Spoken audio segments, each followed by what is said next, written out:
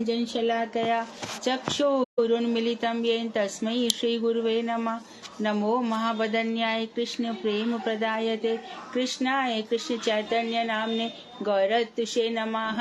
हे कृष्ण करुणा सिंधु दीन बंधु जगतपते गोपेश गोपिका कांत राधा कांत नमोस्तुते। तप्त कांचन गौरांगी राधे वृंदावनेश्वरी वृषभानुसुते देवी प्रणमामि हरिप्रिये। तवैवास्मि ना जीवामि त्वया बिना इति विज्ञाय राधिके। त्वं नये मां चरणान्तिके गुरुवे गौरचन्द्राय राधिकायै तदालये कृष्णाय कृष्णभक्ताय तद्भक्ताय नमो नमः। वाञ्छाकल्पतरुभ्यश्च कृपा सिन्धुभ्येव च पतितानां पावनेभ्यो वैष्णवेभ्यो नमो नमः। श्री कृष्ण चैतन्य प्रभु नित्यानंद श्री अद्वैत गदाधर शिवासादि गौर भक्त वृंद। हरे कृष्ण कृष्ण कृष्ण हरे हरे हरे राम राम राम हरे हरे। मैं सर्वप्रथम ग्रंथराशि जैव धर्म तदीय रचयिता ओम विष्णुपाद सच्चिदानंद श्री भक्ति विनोद ठाकुर के श्री चरण कमलों में असंख्य कोटि दंडवत प्रणाम कर उनकी अहेतु की कृपा की वांछा करती हूँ। मैं मध्य गुरु पाद्म पद्म नित्य प्रविष्ट ओम विष्णुपाद अष्टोत्तर शतर श्रीमद भक्ति वेदांत श्री नारायण गोसाई महाराज मध्य शिक्षा गुरु पाद्म पद्म नित्य लीला प्रविष्ट ओम विष्णुपाद अष्टोत्तर शतर श्रीमद भक्ति वेदांत श्री पावन गोसाई महाराज के चरण कमलों में कोटि कोटि दंडवत प्रणाम कर उनकी अहेतु की कृपा की भिक्षा करती हूँ। मैं उपस्थित श्रोता मंडली वैष्णवी सभी को यथा योग्य वंदन अभिवादन और दंडवत करती हूँ। तो हम जो लीला पढ़ने जा रहे हैं वो वृंदावन धाम की लीला है और जो हमें मंत्र दिए गए हैं वो भी वृंदावन धाम की लीला के हैं। और ये जो मंत्र हैं वो हमारे ऊपर उतनी हावी नहीं हो पा रहे हैं। क्यों? क्योंकि हमारा जो मन है ना कहीं प्रपंच से बंधा हुआ है। जब प्रपंच एकदम छूट जाता है तो ये मंत्र अपना प्रकाश करते हैं। जैसे कि सूरज की किरणें तो हैं लेकिन हमारी आंख के आगे बादल छा जाते हैं तो सूरज की किरणें कुछ नहीं करती। इसी प्रकार से मंत्र अपना प्रकाश फैला रहे हैं, डाल रहे हैं, लेकिन हमारा मन उसके आगे माया के पर्दे हैं, उसको हम ले नहीं पा रहे हैं। तो जो राधा जी हैं भगवान श्री कृष्ण की आनंद विधायिनी है। राधा जी का एक ही काम है कृष्ण को आनंद देना। वो बनी ही इसलिए है। बनी क्या? कृष्ण रचाई उनको इसके लिए है, तभी उनका सच्चिदानंद नाम पूरा होता है। सत्य के लिए उन्होंने बलराम जी को प्रकट कर दिया, संधिनी शक्ति पूरी धाम शक्ति बना दी। चित्त के लिए वो स्वयं है और आनंद तो उन्होंने श्री राधा जी को रखा। तो जो श्री राधा जी की संवित वृत्ति है, अलादनी वृत्ति है, उन दोनों का सार है राधा जी का जो आनंद है। तो आनंद की पराकाष्ठाएं हुई। आनंद वहीं तक समाप्त नहीं हो गया। देखो ये जो आता है ना कि हम अभी साधन भक्ति कर रहे हैं। साधन भक्ति क्या? श्रद्धा, साधु संग, भजन प्रक्रिया, अनर्थ निवृत्ति, भजन के लिए अनर्थ निवृत्ति, निष्ठा, रुचि, आसक्ति, ये 7 बातें कही। इसमें बताया गया कि 2 प्रकार की भक्ति चल रही है, वैदिक भक्ति और रागानुगा भक्ति। अब गुरुदेव ये कहते हैं कि वैदिक भक्ति में बहुत सारी बातें हैं, ये लास्ट तक भी चल सकती है, लेकिन जो रागानुगा भक्ति है वो रुचि से आरंभ होती है। तो रुचि हमारी कैसी हो जाए कि कृष्ण के अलावा और कोई बात अच्छी नहीं लगती है। राधा और कृष्ण की बातें ही अच्छी लगती है। जीवन की सफलता भी इसी में लगती है। उसको फर्क नहीं है कि वो इस विषय में वो सोचेगा नहीं कि मेरा क्या होगा, मैं नरक जाऊंगा या स्वर्ग जाऊंगा। जो कुछ भी है सवै भूमि गोपाल की, कहो नभाओ शीस, कहीं भी शीस नभाओ, सब कुछ तो भगवान का है। हमारे एक बहुत अच्छे बाबा हैं श्यामू बाबा करके, वल्लभ संप्रदाय के, वो बैठे थे, हम भी बैठे थे। तो वहाँ पे एक जन ने कहा कि भैया तुम्हारे जो कृष्ण हैं वो 24 तीर्थंकर में से आते हैं। इस समय वो नरक में है, फिर वो अगले दफे में वो स्वर्ग में आएंगे या अपना रूप धारण करेंगे। देखा हमारे बाबा बोले अच्छा वो नरक में तो है, अब हमको आप ये बता दो कि तुम्हारे किस तीर्थंकर ने नरक बनाया या हमारे कृष्ण ने बनाया। उनके पास कोई जवाब नहीं था। तो भक्तों के पास इस बात से कोई फर्क नहीं पड़ता। भक्तों को क्या फर्क पड़ेगा? लेकिन ये भी निश्चित है कि जिसने एक बार भी कृष्ण का नाम ले लिया, एक बार भी ले लिया, एक बार कृष्ण का नाम ले लिया या राम का नाम ले लिया, उसको ये सब नरक इत्यादि उनके लिए बहुत पीछे हो जाते हैं। तो भक्त इनसे ऊपर उठ जाता है। अब ये जो भाव भक्ति चल रही है ना, ये हमारे प्रयासों से चल रही है। कारण जो गुरुजी ने उपदेश दे दिए, हम उस हिसाब से चल रहे हैं। गुरुजी ने तो अब गुरुजी के उपदेशों से गुरुमुख पद्म वाक्य चिते करिया एक, आर न करिए मने आशा। गुरुदेव ने जो निर्देश दे दिए हैं, जो आदेश दे दिए हैं, हमने उनको अपना मन में ला दिया। हम गुरुजी से आकर्षित हो गए। कोई कहेगा उनकी आंखें सुंदर है, कोई कहेगा उनकी वाणी सुंदर है, कोई अरे उनका सभी कुछ सुंदर है, क्योंकि वो कृष्णमय है। और तुम भी, हम भी उतने ही सुंदर है जब हमारा कृष्णमय हो जाएगा। तो ऊपर जाने के लिए, जैसे कि एक गोताखोर है, नीचे जाएगा तो गोताखोर को अपने कपड़े पहनने पड़ेंगे ना, कि ऐसी चला जाएगा, मर जाएगा, डूब जाएगा। ऊपर जाने वालों के लिए भी उसी प्रकार के सब यंत्र मंत्र वगैरह चाहिए। तो हमें भी भगवान के यहाँ जाने के लिए वैसा ही बनना पड़ेगा, नहीं तो ऊपर जा नहीं पाएंगे। सूरज की चमक को हम नहीं झेल पाते, तो कृष्ण की चमक को कहाँ से झेलेंगे। इन्हीं बातों को मुस्लिम लोगों से कहो तो बोलते एक नूर तो है। कभी आपके यहाँ किसी पैगंबर को ऐसी अनुभूतियां हुई है भगवान की ना? सूफी वाले हैं या ये, तो उन्होंने कहा होती है। कैसे होती है? तो एक का किसी का उदाहरण देते हैं कि वहां पे बहुत प्रकाश फैल गया और नूर उस प्रकाश को देख करके मूर्छित हो गए। तो ब्रह्म ज्योति देख लेंगे, हो सकता है ब्रह्म ज्योति देखी हो। तो ब्रह्म ज्योति से भी ऊपर की चीज है परमात्मा। योगी लोग जिसका ध्यान करते हैं, वो योगी वो प्राणायाम वाले नहीं कर सकते। ध्यान धारणा तक पहुंच सकते हैं, वो इसके आगे नहीं। तो यम नियम आसन प्राणायाम प्रत्याहार, इंद्रियों को पीछे की तरफ लौटा लेना, ध्यान धारणा समाधि, ऐसे उनके होते हैं। तो समाधि अवस्था होती है, इसमें ध्यान करते हैं। लेकिन करें क्या? भक्ति तो दो जनों के बीच में होगी। भगवान भी रहे, भक्त भी रहे, तो भक्ति होगी। हम ही वही बन जाएंगे तो भक्ति किसकी करेंगे? और भक्ति नहीं तो सारे शास्त्र बेकार हो गए। तो धीरे धीरे क्या होता है, मंत्र जपते जपते, कहा जाए मंत्र जपते, कब भूले वे स्थूल परिचय। हमारा स्थूल परिचय ये जो बाहर का है, तो हम देखेंगे अरे यार, आंख नाक कान ये सब तो पशुओं के भी होती है। आंख नाक कान ये सब पक्षियों के भी होती है। हर जन्म में, इस जन्म में मैं क्या कर रहा था? स्थूल शरीर, अब हो गया सूक्ष्म शरीर। ये मन बुद्धि चित्त अहंकार, मेरी बुद्धि कुछ ज्यादा ही चलती है, जहाँ पर भगवान को कुछ लेना देना नहीं है। तो बुद्धि से कुछ लेना देना नहीं है। अच्छा, मन भगवान ने कहा मुझे दे दे, क्योंकि मन तेरे लिए सबसे ज्यादा, जो मन है वो सारी व्याधि का मूल है, सारे मोह का मूल मन है। मन में मोह मत रखो, कुछ नहीं, अभी घर छूट जाएगा। हमें मोह ने तो फंसा रखा है। तो मन बुद्धि चित्त अहंकार हम बस एक ही अहंकार है हमारा, बहुत पक्का अहंकार है। हम कृष्ण के दासों के दास अनुदास।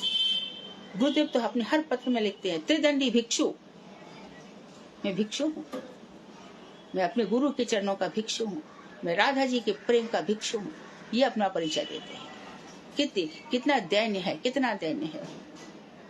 तो ये सब भाव आ रहा है अभी साधन करते करते। लेकिन वहां का जो भाव है, स्नेह मान प्रणय राग अनुराग भाव महाभाव, वो जो भाव है वो सच्चा भाव है। उसमें बस चहुं ओर किशोरी जी हैं, किशोरी और कृष्ण, इनकी जो प्रेम कथाएं हैं। और जब भक्त को ये भाव आने लगते हैं, तब चार प्रकार के है ना, ज्वलित, धूमायित, उद्दीप्त, सुदीप्त। तो कोई के धूमायित होते हैं, आते हैं चले जाते हैं। भजन करते करते देखेंगे हम, 2-3 मिनट तो मुझे होश ही नहीं था, मैं एकदम ठाकुर जी में खो गई थी बिल्कुल। बाद में फिर मुझे न कहाँ से ध्यान आ गया। वो तो अच्छा हुआ, मुझे अभ्यास हो गया है। कुछ भी मेरा ध्यान बढ़ता है तो मैं कह देता हूँ, भाई अब बाद में आना, रुक जा, अभी मैं अभी जप कर रहा हूँ, ध्यान कर रहा हूँ। फिर भी कुछ ध्यान आया तो हट, छोटा हरिदास ने कैसे भजन किया था, रूप गोस्वामी कैसे भजन किया था, ये संसार का कितने जन्मों तक मैं सोचूंगा, चल हट जा, मुझे ध्यान करने दो। फिर ध्यान करते करते देखा, ये 1 मिनट नहीं, 2 मिनट नहीं, अभी 1 घंटा 2 घंटा उन्हीं के ध्यान में बैठे हैं, कुछ ध्यान नहीं है। और जो ये सोचेगा लोग क्या कहेंगे, मुझे क्या करना है, क्या वो ऐसे करता है, वो वैसे करता है, इसमें ही जिंदगी निकल। सोचो ही मत, चलते चलो, एक दिन ध्यान नेचुरल हो जाएगा। और जो तुमको लग रहा है ना कि तुमको परेशान करते हैं, ये नहीं करते, वो सब एक तरफ बैठे रह जाएंगे, एक तरफ बैठे। तुम्हारा पक्का होना चाहिए बस। तो हम लीलाओं के चिंतन में चल रहे हैं। निशान लीला पढ़ी हमने ठाकुरानी जी की। तब योग माया देवी उनकी आरती करती हैं, सब सखियां मिल करके आरती करती हैं। योग माया के बाद, निशान लीला के बाद प्रातः लीला हुई। प्रातः लीला को सब दोनों अपने अपने घर गए, उनको नहलाया धुलाया गया। और फिर प्रातः लीला में वो गौशाला जाते हैं, गोधन इत्यादि करते हैं। पूर्वा लीला में उनको छोड़ा जाता है दूर तक। वहां पर कुसुम सरोवर में चैन लीला होती है और सूर्य पूजा होगी, सुबह तो होगी। और दोपहर को मध्या लीला में हम देख रहे हैं कि साइमल्टेनियसली वो असुरों को भी मार रहे हैं और किशोर किशोरी जी जितने भी संकेत वन में सब सखियां वहां पर पहुंच जाती हैं। वही कभी वो छठी करा में चले जाते हैं तो ललिता जी के साथ उनका गठबंधन कर दिया जाता है और सब सखियां हंसती हैं। कभी वो दान घाटी में पहुंच जाते हैं और दान घाटी पे भगवान दान मांगने के लिए तैयार हो जाते हैं। ये कहते तुम क्यों दान मांग रहे हो, क्या अधिकार है तुम्हारा हमसे दान मांगने का, मैं यहाँ का राजा हूँ। किसने बनाया तुम्हें यहाँ का राजा? तो पूछ लो, जिसकी जो पत्नी होती है, जो उसकी संपत्ति होती है, उसके पति की भी होती है। कौन है तुम्हारी पत्नी? मेरी पत्नी वृंदा है, इसकी वृंदा का राज है, इसलिए मैं यहाँ का राजा हुआ। वृंदे, क्या कभी तुमने कृष्ण से विवाह किया था? हम क्यों इस काले से विवाह करेंगे? तो भगवान यहाँ दान किसका मांगते हैं, किसका मांगते हैं? और गोपियां भी गोरस क्यों बेचेंगी, क्यों बेचेंगी? क्या कमी है उनके यहाँ? राधा जी के यहाँ 11 लाख गाय हैं, लेकिन जाती हैं कृष्ण से मुलाकात होगी, कृष्ण मिलेंगे अपनी घुंघराली अलकों के साथ, रत्नारे नेत्रों के साथ। वो बहुत सुंदर, जिसका बक्षस्थल है, कौस्तुभमणि है। तो ये जो भक्त है, इतनी तपस्या करी है उन्होंने, इतना मंत्र जप लिया, इतना मंत्र जपते जपते क्या हो गया, मंत्र अभी सामने कृष्ण के रूप में प्रकट हो गया, श्री राधा जी के रूप में। अपना दर्शन, मंत्र का जो गोपीजन वल्लभ है वो प्रकट होंगे ही होंगे, यदि मंत्र अपना ठीक से चला तो सामने प्रकट होंगे, फिर ये लीलाएं भी प्रकट होंगी। सुनो सखी वहां जाइए जहाँ बसे ब्रजराज, गोरस बेचत हर मिले, एक पंथ दो काज। गोरस बेचत हरी मिले, गोरस भी बिक जाएगा, हरी भी मिल जाएंगे, एक पंथ दो काज हो जाएंगे। इसलिए सखियां वहां जाती हैं। तो भगवान टैक्स लेते हैं, यहाँ मैं राजा हूँ, तुम्हें टैक्स देना पड़ेगा। अभी टैक्स है ना, सब जीएसटी वगैरह हर चीज में लग जाता है। ऐसी कृष्ण ने ये टैक्स व्यवस्था शुरू की थी। अच्छा, उसके आगे जाते हैं दान निवर्तन कुंड। दान निवर्तन कुंड में जो कुछ भी राधा जी से ये लेते हैं, वहां पर सखियां उनसे वापस सब लौटा लेती है, निवर्तन वापस करो। तो वहां पर ले जाती हैं और ले जा करके ललिता जी कृष्ण के मस्तक पर जो हांडी रख देती हैं, उसमें गोरस भर देती हैं और फिर ललिता जी एक जगह खड़ी हो जाती हैं ऊंचाई पर, और फिर कृष्ण की उस पे हडिया पे एक कंकड़ी मारती है, तो वो फूट जाता है। बांधा तो हुआ है कृष्ण को सबसे पहले सखियों ने। वहां पे दान निवर्तन कुंड में मधुमंगल इत्यादि को तो भगा दिया ही जाता है, बताया ना, निभृत निकुंज में सबका प्रवेश नहीं है। और फिर कहते हैं, अब कृष्ण लगा तुम जिस तरह से हमें जब मनाए, जब हमारी मटकियां फोड़ देते हो और हम ऊपर से नीचे एकदम भीग जाती हैं, आज मालूम पड़ा कि भीगना कैसे होता है। तो भगवान श्री कृष्ण ने दान में जो कुछ मांगा, यहाँ पे उनको सब कुछ सब बिल्कुल सूद समेत उनको चुकाती है। भगवान श्री के साथ उनका फिर आलिंगन इत्यादि सब होता है। दान निवर्तन कुंड है। तो बड़ी सुंदर सुंदर तलहटी गोवर्धन की रही है। वहां पे जब गोवर्धन की तलहटी में रहकर जो हम परिक्रमा कर रहे हैं, तो क्या कर रहे हैं? इन्हीं चीजों का आनंद लेने के लिए। ऐसी जो कौन कौन सी लीलाएं हुई। गुरुदेव कहते थे परिक्रमा तो हम करते हैं, तुम लोग तो परिश्रम करते। क्यों कहते थे ऐसा? क्योंकि परिक्रमा का जो रस है, जो आस्वादन है, वो तो गुरुवर को ही चख रहे हैं, हम लोग कहाँ से चखेंगे? बातचीत करते हुए चल रहे हैं, बच्चों को संभालते चल रहे हैं, यहाँ ऐसा हो रहा है वैसा। कौन हम में से कितने लोग हैं जो गंभीरता पूर्वक मात्र अपना भजन लिया और उन जगहों का रसास्वादन कर रहे हैं? चाहे वो सुरभि कुंड हो, ऐरावत कुंड हो। जब इंद्र का मान भंग हुआ तो उस समय आनंद वृंदावन चंपू में लिखा है श्री कृष्ण आ गए बाहर और सबसे कहा निकलो बाहर। सब जब सुरक्षित रख गए, निकल गए, तो उन्होंने गिरिराज जी को रख दिया और गिरिराज जी को रख करके 2 मिनट सोच रहे हैं कहीं मेरे गिरिराज के इतनी भारी बारिश से टुकड़े टुकड़े तो नहीं हो गए। इसी चिंतन में थे, उसी समय इंद्र आया है माफी मांगने के लिए। हरिदास वधे गिरिराज जी। तो हम लोगों को भी ये सब चीज क्यों होता है, हमें भी ऐसी अनुभूतियां हो जीवन में, हमें भी ऐसी श्रेष्ठता प्राप्त हो। और ये सब होगी भाई भजन से। जितना भजन श्रेष्ठ होगा और जितने उत्तम वैष्णव से कथा सुनोगे, यहाँ भी सुन लिया वहां भी सुन लिया, ऐसा कर तो जो उत्तमता है वो भी निकल जाएगी, देहाध्यास और हो जाएगा। मैंने जो कथा सुनी, मैंने जो बोली, मैं जो कह रहा हूँ, मैं जो कह रही हूँ, ये ऐसा है ना, मैं जो ये सब नहीं जाएगा, जाएगा ही नहीं।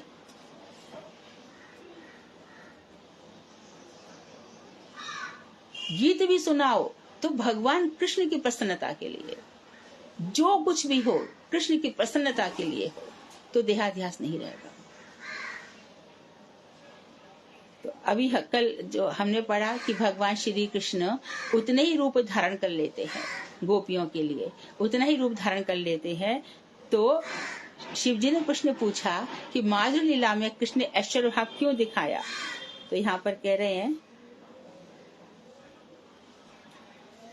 कि हे वृंदे, पूछ रही है, हे वृंदे, श्री नंद नंदन की माधुर क्रीड़ा में ऐश्वर्य का किस प्रकार प्रकाश संभव हुआ। नारद जी पूछ रहे हैं, मेरे संशय का छेदन करें। तो वृंदा कह रही है, नारद, श्री हरि में संपूर्ण रूप से माधुर्य भी विद्यमान है, वही उनकी लीला शक्ति है।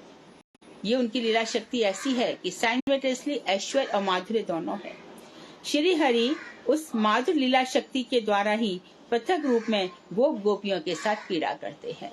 माधुर्य के कारण, उनकी माधुर्य की परावधि है, वो इतनी चरम सीमा है, इतनी चरम, जैसे हम पर्वतों के ऊपर जाते हैं, जाते जाते जाते हिमालय के पर्वत, अरे K2 सबसे, एवरेस्ट सबसे बड़ा शिखर है, इतना बड़ा शिखर है। श्री कृष्ण का जो माधुर्य सागर है या माधुर्य पर्वत बहुत विशाल है। तो पर्वत में कितनी ही प्रकार के रेंजेस निकलती रहती है, इसके शिखर निकलते रहते हैं। और जिस तरह से माधुर्य में, सागर में हिलोरें आती रहती हैं, तरंगे आती रहती हैं, उसी प्रकार भगवान श्री कृष्ण की जो माधुर्य शक्ति है, लीला शक्ति इतनी विशाल है, वो अपने आप को सब जगह फैला देती है। तो भगवान इसी के कारण गोप गोपियों के साथ क्रीड़ा किया करते हैं। सरोवर में गमन कर श्री कृष्ण और राधा परस्पर जल सेक की, यानी कि जल फेंका फेंकी क्रीड़ा करते हैं। मेरे को गुरुदेव की याद आ रही है। एक बार ब्रजमंडल परिक्रमा में केशी घाट में सबने आचमन लिया और महाराज जी जितने सारे भक्त थे सब के ऊपर चलो जाओ परिक्रमा दो, परिक्रमा दो। गुरुदेव तो नहीं भावों में डूबे रहते थे, मानो सब पर शक्ति संचार कर रहे हो, मानो सबके ऊपर प्रेम का संचार कर रहे हो, जाओ जल्दी जल्दी निकलो परिक्रमा करके आओ। तो वो जो छांटा पड़ा, ऐसा लगा जैसे अमृत की बूंदें पड़ी गुरु जी के हाथ से, और हम सब लोग फिर परिक्रमा के लिए चल दिए। इसके पश्चात पहले जल फेंका फेंकी होती है, फिर सुंदर वस्त्र, माल्य, चंदन और दिव्य आभरणों से विभूषित श्री राधा और श्री कृष्ण उसी सरोवर के तीर पर स्थित मणिमय दिव्य गृह में मेरे द्वारा संग्रहित फल मूल आदि भोजन करते हैं। तो सुंदर वस्त्र पहना दिए जाते हैं, चंदन पहना दिए जाते हैं, माला पहना दी जाती है, चंदन लगा दिया जाता है और दिव्य आभूषणों से उनको सजा दिया जाता है। फिर प्रियाजू, राधा और लाल जी कृष्ण उसी सरोवर के किनारे पर स्थित मणिमय दिव्य गृह में। तो देखो जे अब यहाँ की लीला का बात नहीं कर रहे हैं, नित्य निरंतर जब राधा कृष्ण थे, यहाँ पर जो रज है, ये रज में क्या है, राधा कृष्ण की जो आपसी प्रेम है वही बहता है इस रज में, इसलिए वो रज चिन्मय है।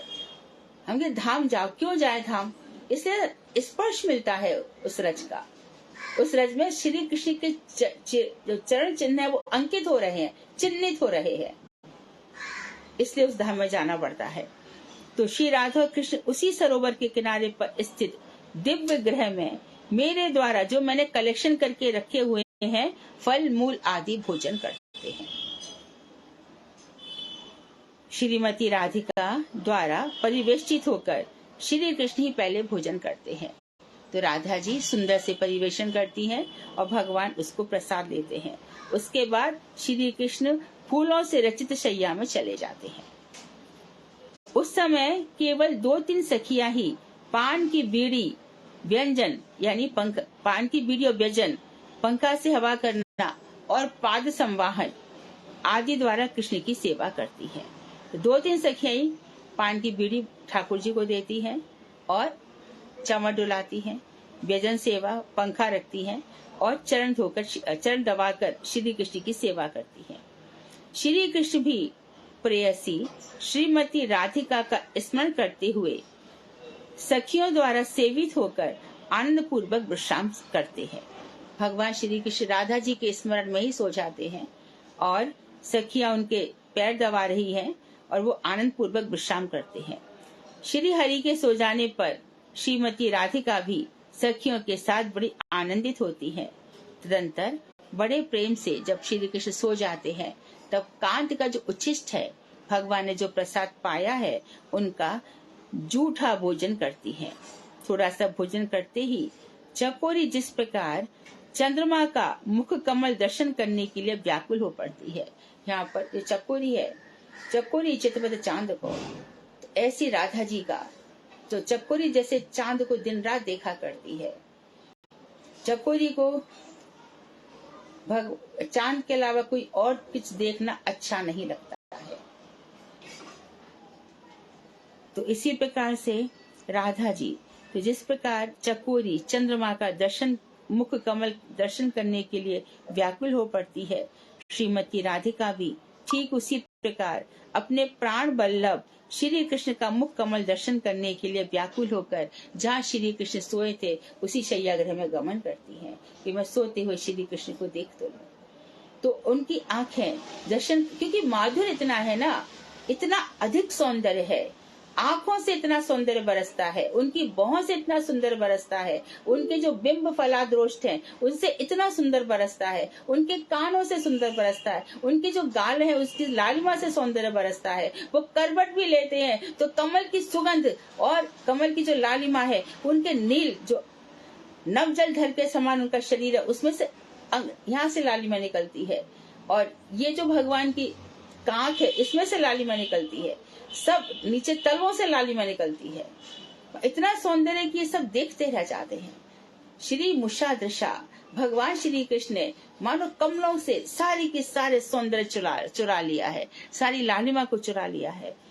तो फिर क्या करती है वो, जो उनके प्राण बल्लभ है, मेरे तो प्राणनाथ, अपने प्राणनाथ प्राण वल्लभ श्री कृष्ण का मुख कमल दर्शन करने के लिए व्याकुल हो जाती हैं और जहाँ श्री कृष्ण सोए हैं वहाँ गमन करती हैं।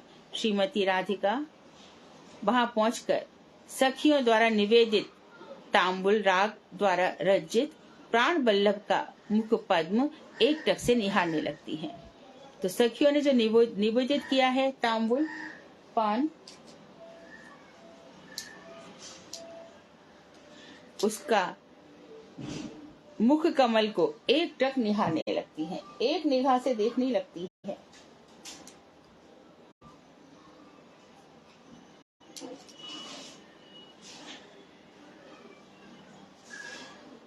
चश्मा कौन सा? अच्छा। और प्रिय सखियों में विभाग कर स्वयं पान की बीड़ी चबाने लगती है। तो भगवान श्री कृष्ण का जो तांबुल राग है वो बनाया हुआ है, प्राण वल्लभ के मुख पद्म को एक टक से निहारती है और जो तांबुल बीड़ी है वो सबको बांटती है। राधा जी ने प्रेम को बांटा है, इसलिए राधा जी प्रेम की गुरु। उनके बिना कोई भगवान से प्रेम करना कैसे सीखे? यावत आश्रय वृत्ति, सारा प्रेम ने उनका ही आश्रय ले रखा है। उनसे सेवा सीखनी पड़ती है। किशोरी जी किस तरह से अपने प्राण प्रियतम की सेवा करती है। इन्हीं बातों को उत्कलिका वल्लरी में ये कहती है रूप मंजरी, ऐसा कौन सा दिन होगा जब तुम बड़े प्यार से मेरे लिए तांबुल बीड़ी जो है उसको मेरे लिए हाथ में दे दोगे। अच्छा, तो वो बांट देती है सबको और पान की बीड़ी सब चबाने लग जा, स्वयं भी चबाने लगती है। श्री कृष्ण सखियों में स्वच्छंद रूप से होने वाली बातों को सुनने के लिए उत्सुक होकर अपने संपूर्ण शरीर को वस्त्र से ढक लेते हैं और कपट निद्रा का आश्रय लेते हैं कि सखियां मेरे विषय में बात क्या कर रही हैं। श्री कृष्ण का स्वभाव है अपनी ही बातें सुनने का। गीता में भी क्या कहा है, कोई बता नहीं पाएगा संसार में एक भी जन कि मेरी प्राप्ति कैसे होगी। महाभारत हुआ तो अच्छा ही हुआ, कम से कम गीता तो आई सामने। तुम मैं बता देता हूँ, बुद्धि योगम ददामि ते, तुम्हें बुद्धि योग देता हूँ, माम उपायन्ति ते, जिससे तुम मुझे प्राप्त करोगे। तो मेरी बातें सुनो, जैसा मैं कह रहा हूँ सुनो, मेरी प्राप्ति हो जाएगी, नहीं तो भटकते रहोगे, बहुत भटकाव आ जाएगा। तो श्री कृष्ण अपने बातें, उनको अपनी बातें बहुत सुनना अच्छा लगता है। कहते हैं कि जहाँ भगवान श्री राम की कथाएं होती हैं, हनुमान जी सुनते हैं, और कृष्ण की कथाएं होती है तो वो स्वयं आकर विराज जाते हैं। उनको अपनी मंगलमयी कथा सुनने में इतना आनंद आता है। तो अब वो आंख बंद करके कपट निद्रा का आश्रय लेकर के चादर अपने बस से ढक लेते हैं और जगे रहने पर भी मानो बहुत गंभीर नींद में है, इस प्रकार दिखलाते हैं। सखियों को लगता है कि कृष्ण अब सो गए हैं। ऐसा समझकर सखियां क्षण भर तक प्राण वल्लभ की बातों का आश्रय कर परस्पर विश्रम्भ भाव से हास परिहास करती रहती है। और भगवान श्री, उन्होंने ऐसे देखा, ऐसे ज्ञान चलाया, ऐसे उन्होंने पत्तों को फेंका, ऐसे प्रियाजू का आलिंगन किया, ऐसे उन लोगों की बातें करती रहती हैं। तो आश्रय किसका लिया है? प्राण वल्लभ की बातों का। प्राण वल्लभ किस तरह से केली गृह में गमन करते हैं, किस तरह से वो सूर्य पूजा कराते हैं, किस तरह से जटिला को ठगा गया, ऐसे बहुत सारी वहां पे बातें होती हैं। तो उनका आश्रय कर परस्पर विश्रम्भ भाव से, यहाँ पर संभ्रम नहीं है, कोई हड़बड़ाहट नहीं है, कोई घबराहट नहीं है, खुलकर हास परिहास होता है। परंतु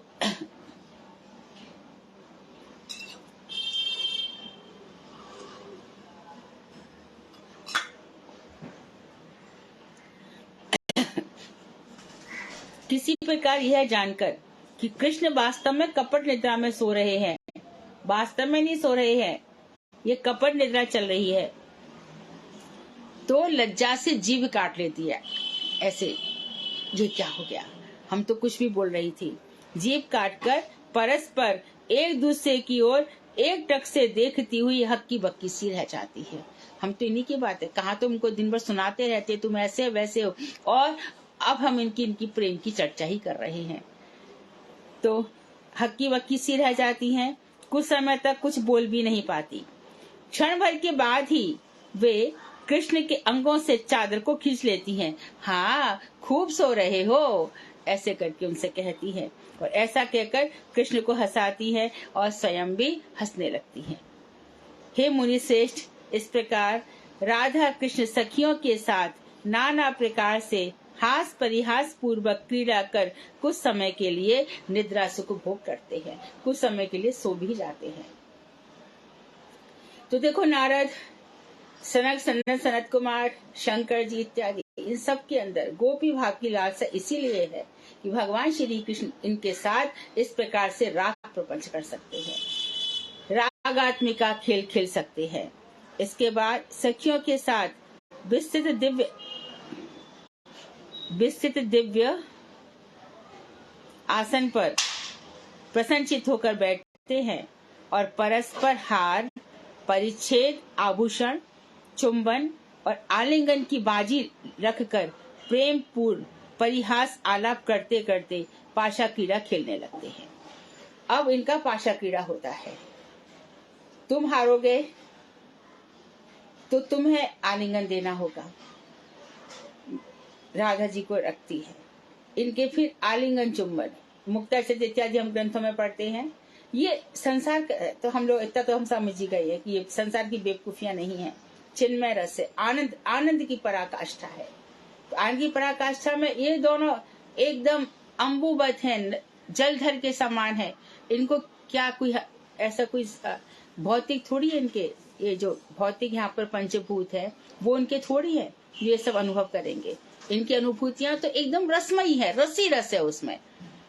तो वहां पर पाशा रखे जाते हैं, पाशे जब खेले जाते हैं तो पन रखा जाता है, बाजी रखी जाती है कि इस तरह से आलिंगन होगा, इस तरह से चुंबन होगा। और खूब परिहास आलाप होते होते ये पाशा क्रीड़ा होती है।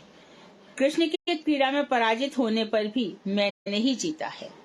कभी भी वो हार नहीं मानते, हारने के बाद भी मैं जीता हूँ ऐसा कहकर प्रिया जी के हार जो उनका आभूषण है आदि को ग्रहण करने के लिए तैयार होने पर भी प्रिया जी द्वारा ताड़ित होते हैं। तो हार आदि को ग्रहण करने के लिए तैयार हो जाते हैं और प्रिया जी उनकी फिर ताड़ित होते हैं।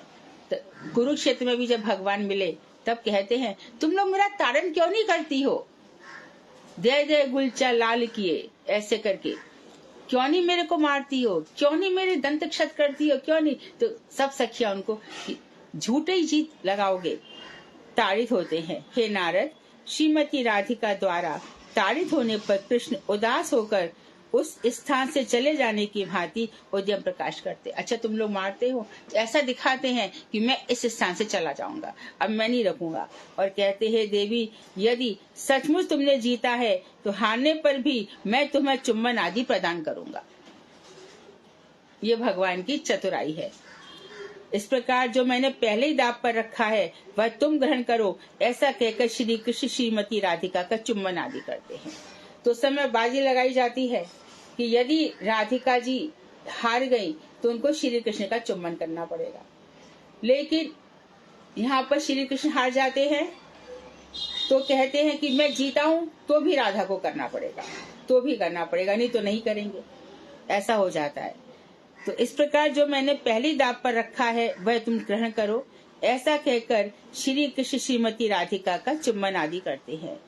भ्रूभंगी दर्शन और श्री कृष्ण के प्रति श्रीमती की भर्सनापूर्ण वाक्यावली को सुनने के लिए वहाँ शुक सारिका उपस्थित होकर परस्पर वाक युद्ध प्रारंभ कर लेती हैं।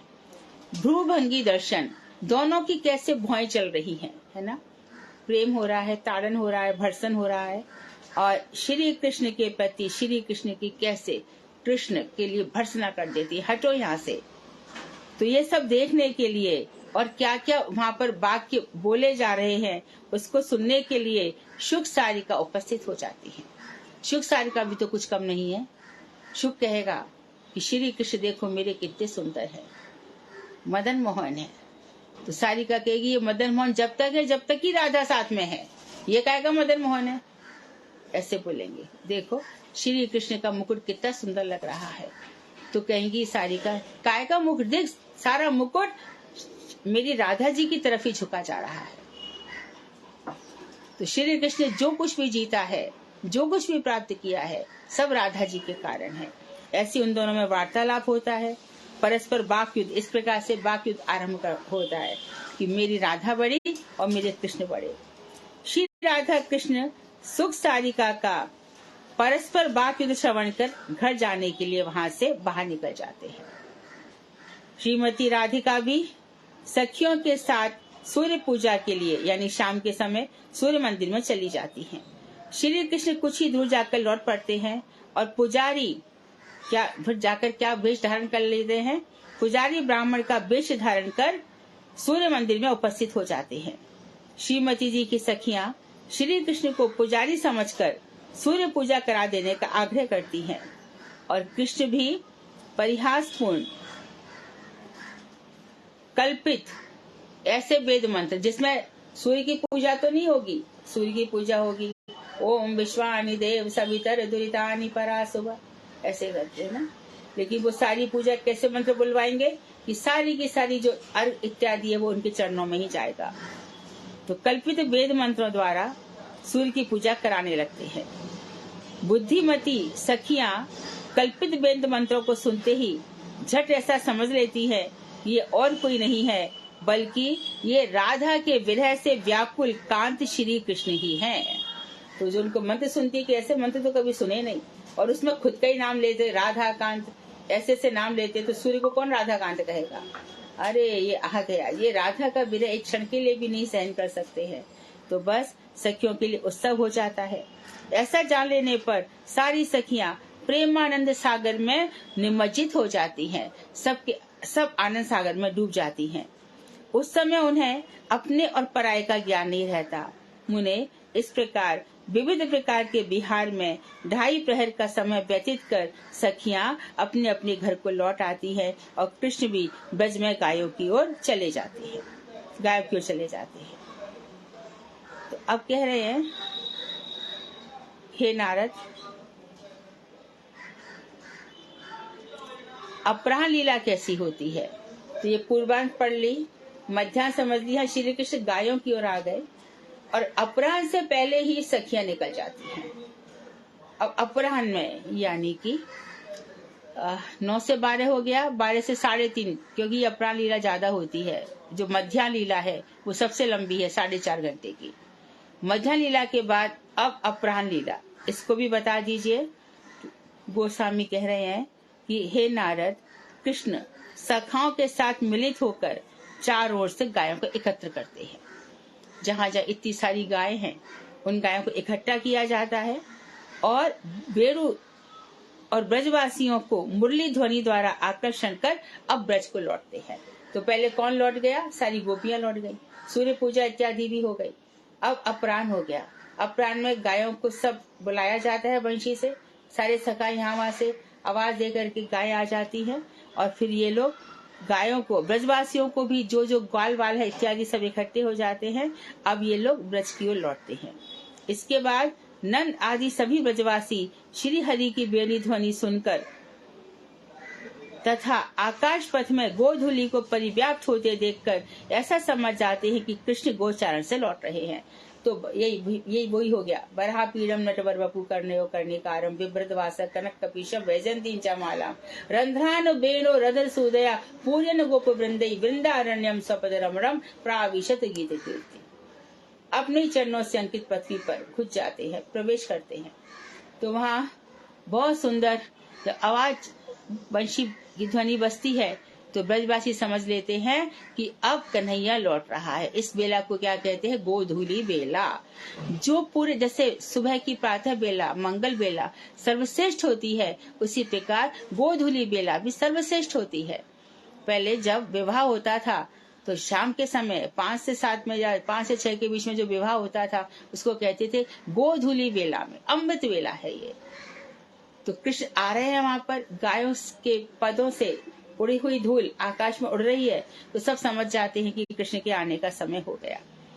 तो कृष्ण गोचारण से लौट रहे हैं। ऐसा जानकर कृष्ण को देखने के लिए सब अपने अपने घर से निकल पड़ते हैं और बड़ी उत्सुकता से गमन करते हैं। श्रीमती राधिका भी इधर घर लौट आती हैं और इतने ही बीच में अपना स्नान इत्यादि कर लेती है, श्रृंगार कर लेती हैं, और प्राण वल्लभ के लिए विविध प्रकार की भोज्य सामग्रियां प्रस्तुत कर सखियों के साथ उत्कंठित चित्त से प्राणेश्वर के दर्शनों के लिए चल पड़ती हैं। कृष्ण भी गोचारण से लौटते समय राजपथ पर, ब्रज के द्वार पर उन ब्रजवासियों के समीप जाकर क्या क्या करते हैं। अब कृष्ण लौट आए, किसी को देखते हैं, किसी के गाल पर हल्की सी चपत लगा देते हैं, किसी के अपने अंगों से स्पर्श करा देते हैं, किसी के साथ जैसे ये हमारे गुरुजी में भी था। जब गुरुदेव निकलते थे अपने रूम से बाहर, हॉल से बाहर,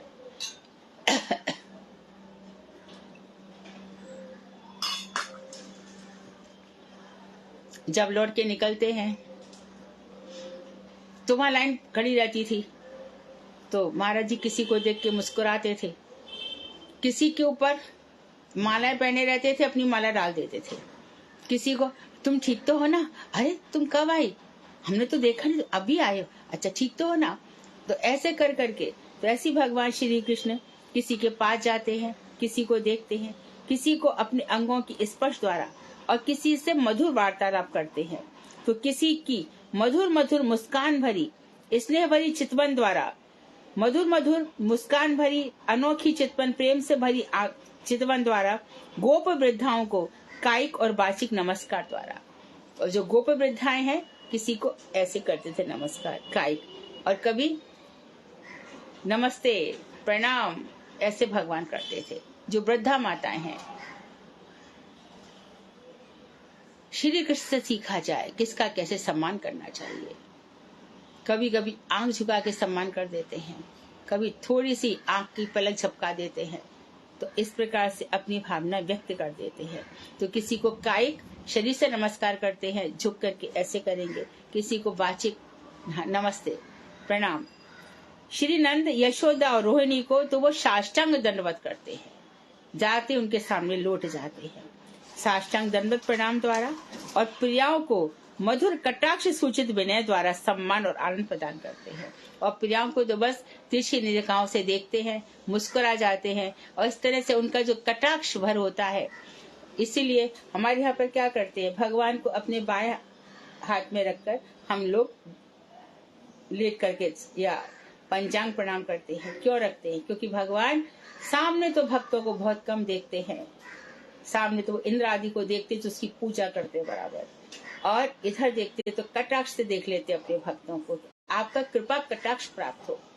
तो भगवान कनखियों से देख लेते हैं और देख भर के बस अपना सम्मान और आनंद, तो प्रियाओं के प्रति अपना आनंद और सम्मान व्यक्त करते हैं। इस प्रकार वे भी बदले में ब्रजवासियों के द्वारा कोई उनको आशीर्वाद देता है, संभाषण किसी से वार्तालाप होता है, नंद उपानंद आदि, पूजा आदि कोई उनका सम्मान प्राप्त करके गोष्ठ में प्रवेश करते हैं, नंदालय में प्रवेश करते हैं। तत्पश्चात श्री कृष्ण पिता माता की आज्ञा से दाऊ भैया के साथ अपने गृह में चले जाते हैं, और वहाँ माता भैया कृष्ण कन्हैया लाला अब नहा ले, स्नान करते हैं, और कुछ भोजन करके फिर शाम को फिर से गोदोहन होता है। गोदोहन के लिए उत्सुक होकर फिर गोष्ठ में गमन करते हैं।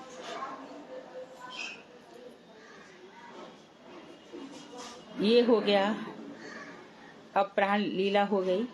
अब क्वेश्चन आया कि साय लीला कैसी होती है। तो साय लीला में गोष्ठ में पहुंचकर कृष्ण कुछ गायों को तो स्वयं ही धोते हैं, सारी गायों को धो नहीं सकते, कुछ गायों को स्वयं ही धोते हैं, और बाकी गायों को दूसरों से धुवाकर सैकड़ों दुग्ध भार भाइयों के आगे आगे पिता के साथ चलकर पुनः घर लौटते हैं। खुद को तो स्वयं धोते हैं, और बाकी गायों को दूसरों से कहते कि तुम लोग दोहो, वो लोग दोहन करते हैं। फिर दुग्ध भार भाई जो बाल्टियां है दूध का भार ढोने वालों के साथ के आगे आगे पिता के साथ चल करके पुनः घर लौटते हैं। पीछे पीछे दुग्ध भार भाई आ रहे हैं, आप आगे चलते हैं, पिताजी के साथ चलते हैं। वहाँ माताओं, उनके पुत्रों और बलराम के साथ बैठकर चरवे, चोष्य, लेह और पेय 4 प्रकार के व्यंजन। चरवे जो चबाकर खाए जाए, चोष्य आम इत्यादि जो चूसकर खाए जाए, लेह हलवा इत्यादि, और पेय और पीने योग्य आदि। और चरवे मतलब जो चबाकर खाए जाते हैं, रोटी इत्यादि। नाना प्रकार के स्वादिष्ट खाद्य पदार्थ भोजन करते हैं। अब आगे प्रदोष लीला। श्री राधा भी अपनी सास की आज्ञा पाने के पहले ही सखी द्वारा नाना प्रकार के पकवान और व्यंजन आदि कृष्ण के भवन में भेज दिया करती हैं। तो सुबह तो वो खुद ही चली जाती हैं बनाने के लिए, और शाम को यशोदा जी के पास ये सब भोजन इत्यादि भिजवा देती हैं। श्री कृष्ण पिता आदि के साथ बैठकर राधिका के द्वारा बनाए गए विविध प्रकार के अन्न और व्यंजनों की प्रशंसा करते हैं। वाह, कितना सुंदर बनाया है, इसका स्वाद तो बहुत ही बढ़िया है, बड़ा अच्छा बनाया है, इस तरह से तारीफ करते हैं। और उसके पश्चात पिता आदि के साथ बंदियों और भाटों से सेवित सभा कक्ष में गमन करते हैं। फिर सभा कक्ष में जाते हैं, जहाँ पर जो बंदी जन है वो नंद बाबा इत्यादि की प्रशंसा करते हैं कि किस तरह से उनके घर में कृष्ण और कैसे उनका वंश था, और किस तरह से कृष्ण जन्म लिया है, जिनके जन्म के साथ ही जयति तेधिकम जन्मना ब्रज शत इंदिरा शश्वदत्त रही, लक्ष्मी यहाँ पर खुद सेवा के लिए प्रस्तुत हो गई है। तो इस तरह से बंदी भाट गीत गाया करते हैं। इधर प्रसाद हो चुका होता है तो राधा जी तो कृष्ण के उचिष्ट खाए बिना खाती नहीं है, तो कृष्ण इधर सखियां कृष्ण का उचिष्ट लेकर राधिका जी को प्रदान करती हैं। राधिका भी अकेले नहीं खाती हैं, कृष्ण उचिष्ट को सखियों में बांटकर स्वयं परमानंद के साथ भोजन करती हैं। इसके बाद सखियों द्वारा विभूषित होकर अभिसार के लिए प्रस्तुत हो जाती हैं। तो देखो पूरे दिन राधा जी की सेवा कैसी है। सुबह बनाने जाती हैं, दोपहर को उनके साथ होता है और शाम को फिर अभिसार के लिए निकल पड़ती है। तो उसमें राधिका जी स्नान करती हैं, सुंदर वस्त्र धारण करती हैं। रमणी शिरोमणि सबसे सुंदर राधिका वृष ब्रह्मांड में पार्वती, गौरी, इंद्राणी, इन सब कोई भी इनके आगे सब फीकी पड़ जाती है। तो अभिसार के लिए प्रस्तुत हो जाती है।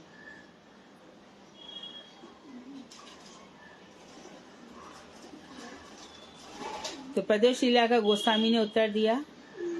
इसके बाद रात लीला श्रवण करने की लालसा हो रही है।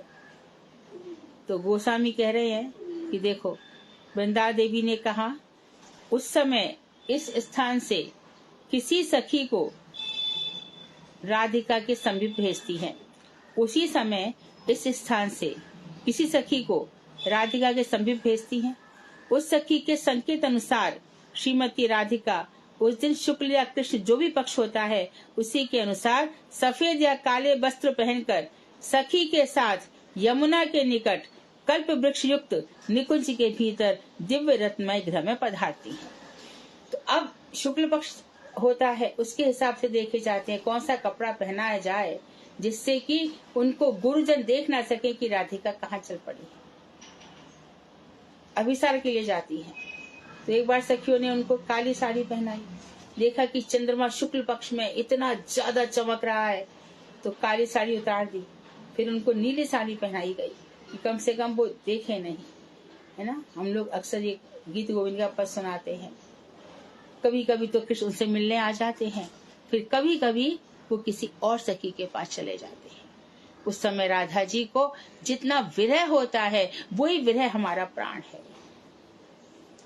कोई विरह जो है हमारे हृदय और राधा जी का हृदय एक होना चाहिए। कहाँ चले गए कृष्ण, कैसे लेकर आऊं। चढ़ता चंद्र गगन में लख कर हरि आगम में बाधा, बिलख बिलख परिताप मैयति रो उठती है राधा।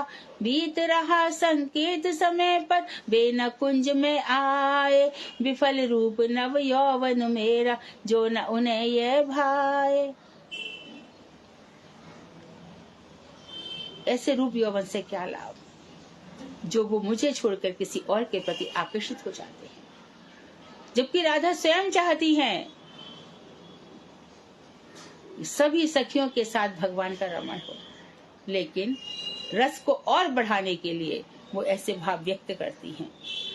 तो राधा उस दिन जैसा पक्ष रहता है, शुक्ल पक्ष या कृष्ण पक्ष, उसके अनुसार सफेद या काले वस्त्र पहनती हैं और सखी के साथ यमुना के निकट कल्प वृक्षों से युक्त निकुंज के भीतर दिव्य रत्नमय गृह में पधारती हैं।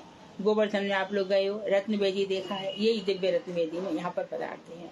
और यही हम लोग कौन सा मंत्र बोलते हैं इधर, दिव्य वृंदारण्य कल्प द्रुमाधर श्रीमद रत्नागार सिंहासन स्तव श्री श्री राधा श्री गोविंद देवो पृष्ठालीवि सेव्यमानो स्मरामि। इधर कृष्ण सभा में बैठकर नाना प्रकार के कौतुकों का दर्शन करते हैं तथा मनोमोहनकारी कायत्यानी संगीत श्रवण करते हैं। तो वहाँ पर सुंदर सुंदर कौतुक होते हैं। कोई वहाँ पे संगीत बजा रहा है, कोई पंचम स्वर से राग अलाप रहा है, तो वहाँ पर कात्यायनी संगीत श्रवण करते हैं। मनोमोहनकारी कात्यायनी संगीत मतलब बहुत ही सुंदर संगीत। इसके पश्चात गायकों को धन्य धान आदि द्वारा संतुष्ट करके प्रजा वर्ग की पूजा प्राप्त करते हैं। और माता के साथ तो राधिका उधर अभिसार के लिए निकल गई हैं। इधर क्या हुआ है, कृष्ण अभी अभिसार के लिए नहीं निकले हैं। ये कृष्ण सभा में बैठते हैं और वहां पर ब्रज में जो कौतुक है उसको देखा करते हैं। और मनमोहनकारी जो कात्यायनी देवी हैं उनके जो संगीत व्यवस्था है उसका श्रवण करते हैं। इसके पास जो गायक इतने सुंदर सुंदर गीत इत्यादि गा रहे थे उनको धन्य धान्य आदि देकर संतुष्ट करते हैं और प्रजा उनका सम्मान करती है, उसको प्राप्त करते हैं और माता के साथ शयन कक्ष में चले जाते हैं।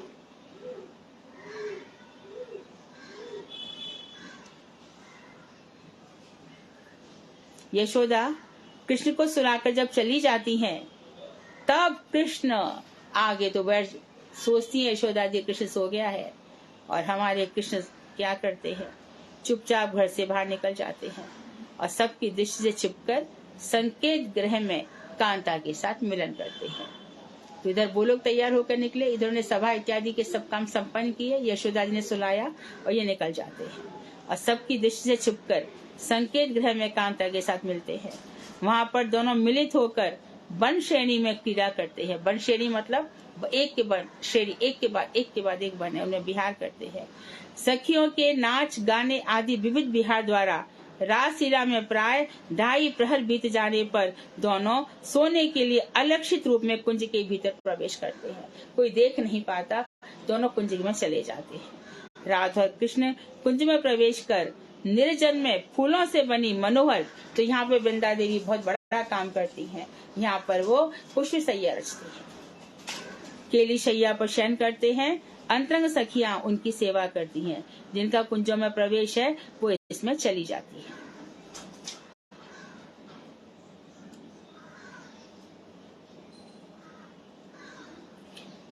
विजय, यही अष्टकाली लीला है।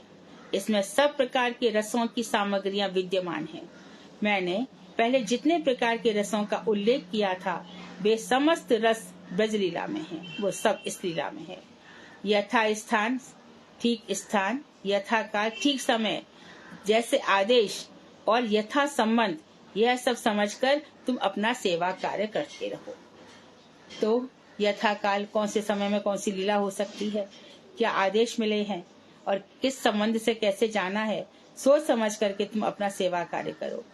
श्री गुरु गोस्वामी के श्रीमुख से यहाँ तक श्रवण कर विजय कुमार भाव में विभोर हो गए। उनकी आंखों से प्रेमाश्रुओं की धारा प्रवाहित होने लगी, शरीर में रोमांच हो आया। वे गदगद स्वर से 2-1 बातें कहकर श्री गोपाल गुरु गोस्वामी के चरणों में अचेतन होकर गिर पड़े। कुछ देर के बाद चेतनता आने पर श्री गुरु गोस्वामी ने उन्हें हृदय से लगा लिया और प्रेम से उनके सिर पर हाथ फेरने लगे।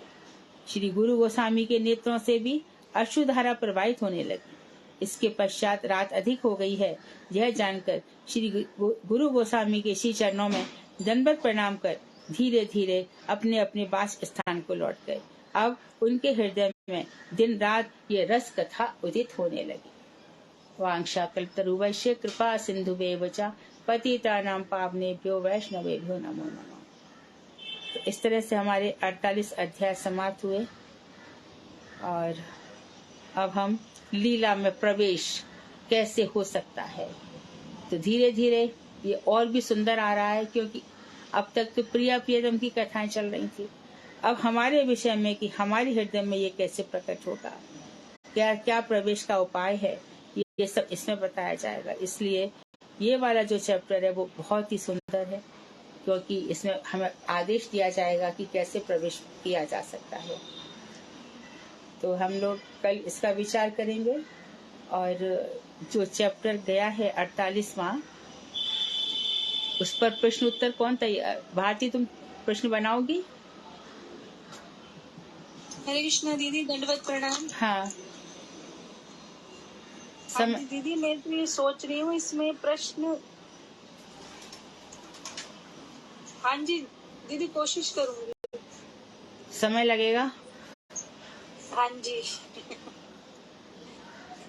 थर्सडे को कर लेते हैं। थर्सडे ठीक है। हाँ जी। हाँ हाँ हाँ। तो उसमें तुम्हारे मुख्य प्रश्न तो यही रहेंगे कि कौन सी लीला कौन से काल में होती है। हाँ जी हाँ जी। हाँ,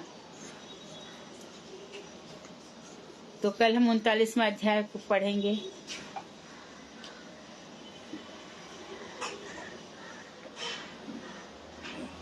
करिए प्रश्न, बहुत गहरी बातें हैं।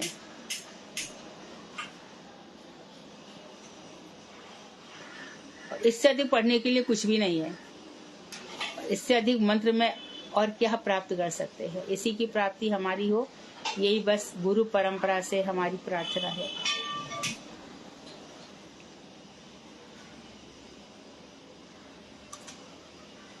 कोई प्रश्न है?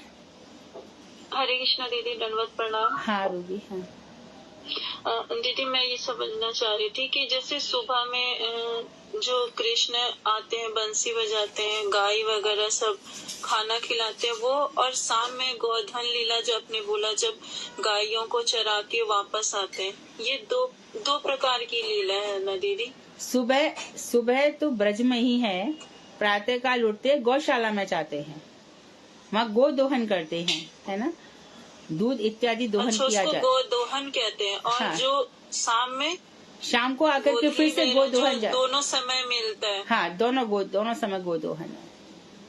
अच्छा, ठीक है, ये पूछ। हरे कृष्णा दीदी, दंडवत प्रणाम। हाँ दीदी, ये सम प्रयोग का मतलब क्या हुआ? सम प्रयोग की अपेक्षा लीला विलास। हाँ, उस दिन भी बताया था, सम प्रयोग में भगवान श्री कृष्ण राधा जी को पकड़ते हैं, उनका चुम्बन करना, राधिका झटक जाती है, उनको मौका नहीं देती हैं, तो विलास पूरा नहीं होता, अधूरा ही रह जाता है, वो सम प्रयोग है। राधिका जी उनके हाथ से निकल जाती हैं, उनकी पकड़ में नहीं आती।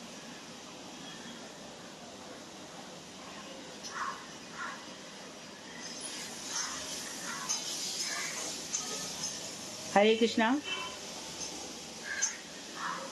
हरे कृष्णा। जी दीदी। आवाज चली गई, क्या हो गया? हरे कृष्णा। हाँ हाँ जी दीदी।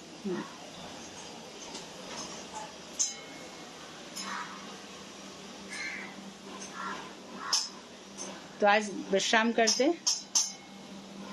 वांछा कल्पतरुवश्य कृपा सिंधुवेव च पतितानां पावनेभ्यो वैष्णवेभ्यो नमो नमः। दीदी, कल का प्रोग्राम बहुत अच्छा किया। देखा तुम लोगों ने? देखा। हाँ हाँ।